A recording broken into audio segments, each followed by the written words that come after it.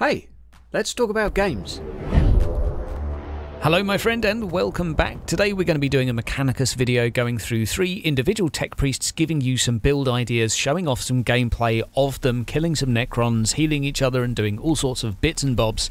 This is really just to give you guys a little bit of an idea as to the customization level within this, how it works and what you can do with the characters. Now, just before I go into the actual character development, I want to just make clear this is an alpha build, this is a media early kit, so this has about 1/3 of the total weapons, 1/3 of the total possibilities and items, etc. As well as this, various bits of balancing has yet to be done within this build, so I would expect a fair few things to change between now and final release. But without any further ado, let's get looking at some tech priests and see what they do. Over in this corner we have Melee Mike, known so, well, it's fairly obvious, isn't it? We have given him a power axe. This smashes armor and deals a moderate amount of damage. 2 to 4 is not a whopping amount, but we have increased it via some other tools. We've also given him a temporary steroid, the Sanctus Canister, which gives him a bit more damage, a bit more movement and a bit more crit, which is lovely to have. The rest of his gear all comes in the form of armor. Now this armor is taken from the Discipline. This is how this sort of mechanic works. You take your armor, and in this case it is all from this tree on the far left, which gives him extra, let's say, information about a Necron when you're in base contact with them. This means more or less if you stand next to a Necron, you're going to instantly know how much armor value it has and how much health it has. We also have extra movement, so we've got loads of movement for this guy to get in and out. Bonus experience, not so great, but right at the end here, if you don't have a ranged weapon equipped, you also get +1 to your damage, +3 to movement again, an extra armor and kinetic armor and critical hit chance, again, only if you have a melee weapon. So that really is the melee tree. There would be other ways to make this guy. You could give him some self-heals, you could go with all sorts of other things to get information from enemies on melee attacks, a bonus cognition based on melee attacks, but this is my chosen, plain and simple, highly mobile, damage, melee orientated. We'll see how he does. Moving on to the next person, we have Deadeye Dave. Now, Deadeye Dave over here is a one-shot or one-trick pony, really. He is currently carrying a weapon which is somewhat more powerful than average. This is a Volkite Blaster. This does 10 to 12 damage, which is quite effective, but it does require 2 cognition points to be able to shoot. It would normally be 3, but thanks to some skills, it is somewhat cheaper. So this guy's going to be using those cognition points to do very, very decent burst damage. He also has his armor, and the armor I think is worth looking into. If we go here, we are going over at the Lex mechanic, and we can see he's got an extra cognition point gained on kill. Very handy. He's got collect all remaining cognition points from an access terminal when you send your servo skull, so you want to be hunting out the ones that have multiples. Weapons cost 1 cognition point less to use, so very handy for this type of build. He generates a cognition point at the beginning of every single turn, which is amazing, and unfortunately I don't have this one yet. Can't unlock it within this, that fills a cognition gorge or gauge, which is amazing. Now, it's time to check out Healing Helen. I couldn't think of a better name, honestly.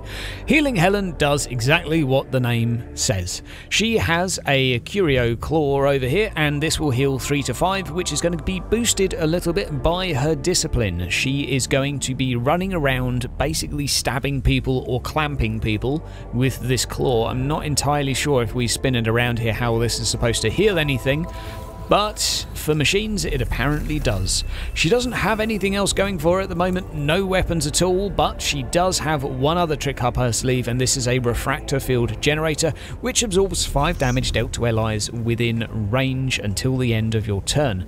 Quite a handy ability to have, but she does have a few other tricks up her sleeve. We have gone over to the Engine Seer for her, and she has the option to also heal allies for 2 health, which is wonderful. She also has a reduced cooldown for her claw. She has some extra armor, which is of course going to be useful. She heals naturally at the end of each turn, just like the troll that she is, and that's about all you need to know. Now let's crack off into a mission and see how these guys and girl perform. Right, now here we are in a sticky situation I made earlier. We are currently rocking 3 of our heroes within this, only the 3. We will be getting reinforcements as we go, but let's start off the day by placing Healing Helen down here.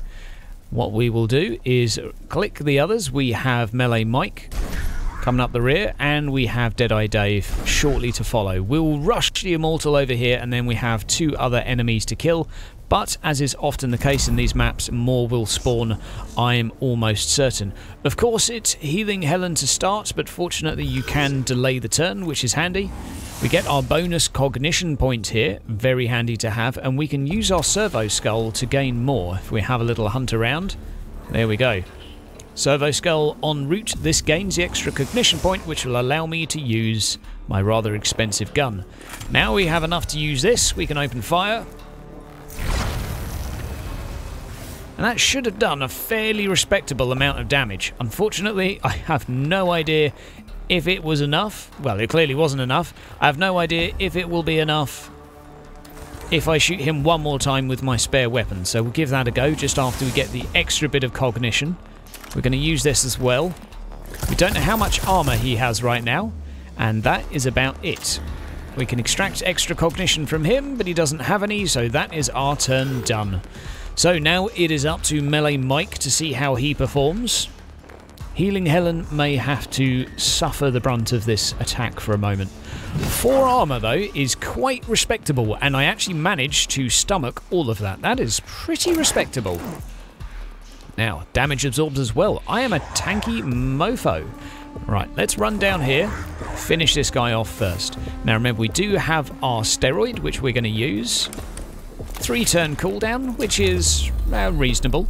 And then we're going to use a melee over there. He does have a respectable amount of armor, but that will have to do. We can of course gain some more cognition. It's worth doing that every single turn. You can also use it to gain information about allies, but well, sorry, about enemies, but there you go. We can gain the cognition from that using our extra ability here, and the more of this stuff we have, the better. We don't need to heal, so we'll end our turn. Now we're off to healing Helen, and I believe no one actually needs healing. So what I'm going to do is... She does not have a lot of movement, does she? She's just going to sit there and tank and spank, I think. Off you go, Helen, over to you. New round for the opponents. Let's see what happens. Good music too in the background, always enjoyable. I have to say the techno drum and bass is something I'm really feeling. Right, and we do have our first reinforcement, who we're going to be placing down here. She is going to start off the turn by delaying. Then we're going to have our Skitarii Ranger here, who's going to be making a range shot at the target, who I have no idea what his armor is. Okay, it's entirely physical, so that's good to know. Anyone with an edgy weapon is going to be happy. It's always worth keeping a track of energy and physical armor on an enemy if you don't really want to be wasting shots against something that's not going to be dealing any damage. But if you're like me and you've invested pretty much everything into one type of damage, then, well, you may sometimes find you have fudged yourself a little bit. So that has downed him. He will naturally stand up on his own accord soon. But in the meantime, what we can do is blow this guy up. A mighty 11 damage. Not too shabby at all. And loads of cognition. Unfortunately, not enough shots to finish the job, but we can move Deadeye Dave up into the corner, slightly further away to a safe spot. And can we extract some extras? No, we can't. Over to the next turn. So, combat within this, I have to say, making your own builds really makes a difference. I have tried these missions with a, let's say, copy and paste build, just a blank tech priest, and not choosing the equipment, not making sure things, let's say, tally together really does put you at a very big disadvantage. So I would say it is not mandatory, but you, if you buy this game, are going to need to spend a little bit of time thinking through your builds. But then again, if you're trying to get a game like this and you're not thinking through builds, I would question your sanity, because this type of game is all about that. It is pretty much most of what the game has to offer is the ability to create a squad and customize them and plan a little bit about what they're doing. Right, let's heal him up. See how good the healing is. 4 repaired. I like how he knelt down for that too, very humbling. So we're going to use this as well, absorbing 5 damage for the next turn. And always handy to have. And we have a servo skull we can use as well to provide us with a little bit of information on the enemy. Okay, so no energy shield. That's going to be wonderful for Deadeye Dave.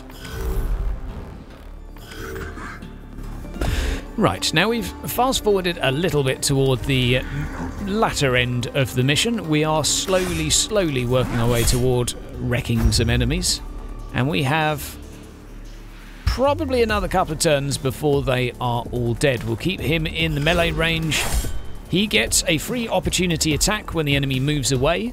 The nice thing about this melee is that he reduces enemy armor by 1 for every single attack. So if you can attack multiple times per turn, that is very, very handy to have, and it is something possible to do. We can also continue to do some healing, and I would suggest healing seems to be a very strong mechanic within this game. I would really suggest to have at least one tech priest who can heal you up, because, well, you have to heal and spend money to heal outside of combat. So one thing I'm currently not quite fathoming within this game is why you don't just naturally heal everyone within the missions, because it's quite easy to do if you have simply one healer.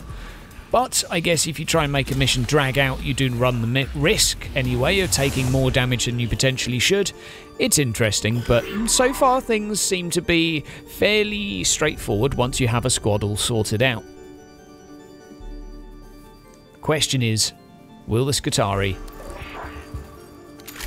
be able to get a one-hit KO?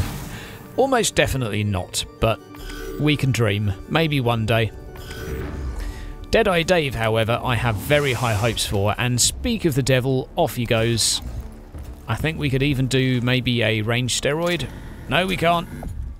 But we can blow this guy's socks off. He didn't go flying, how very disappointing, but he did fall to the floor and give us an extra cognition point, which we blew up.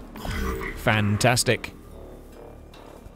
So, the Rangers and sorts, these are troops, and troops are basically a cheap backup unit which will join you each turn. The longer the game goes on, the more of them you will get.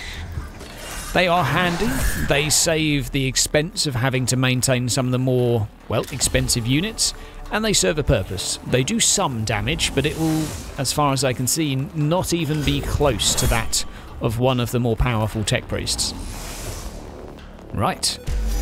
GG. Guys, I hope you find the video useful just to get a little bit of a visualization as to what to expect from this game.